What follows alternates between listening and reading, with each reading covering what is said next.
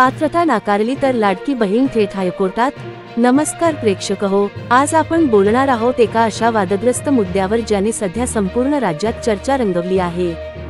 सरकारने महिलांच्या सक्षमीकरणासाठी आणलेली लाडकी बहीण योजना ही योजना अनेक गरीब व मध्यमवर्गीय कुटुंबांसाठी आशेचा किरण ठरत होती।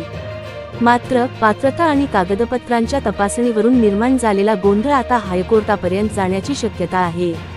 या योजनेअंतर्गत पात्र ठरणाऱ्या महिलांना महिन्याला ठराविक आर्थिक मदत मिळणार आहे, पण अनेक ठिकाणी महिलांचे अर्ज फेटाळले जात आहेत। अर्ज नाकारताना प्रशासनाचा दावा आहे की काहींची कागदपत्र अपूर्ण आहेत तर काहींची पात्रता नाही।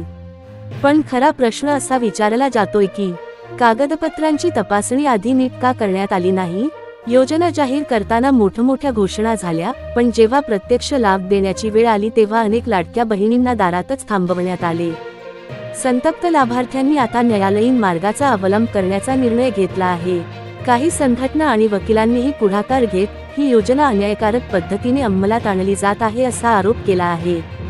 त्यामुळे ही लढाई आता हायकोर्टात जाण्याची शक्यता आहे।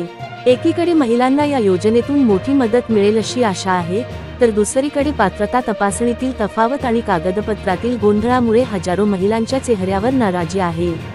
महिलांची अशी मागणी आहे की अर्ज पुन्हा तपासावेत, ज्या कुटुंबांना खरोखर मदतीची गरज आहे त्यांना वंचित ठेवू नये आणि संपूर्ण प्रक्रिया पारदर्शक व्हावी। प्रेक्षक हो, तुम्हाला काय वाटतं?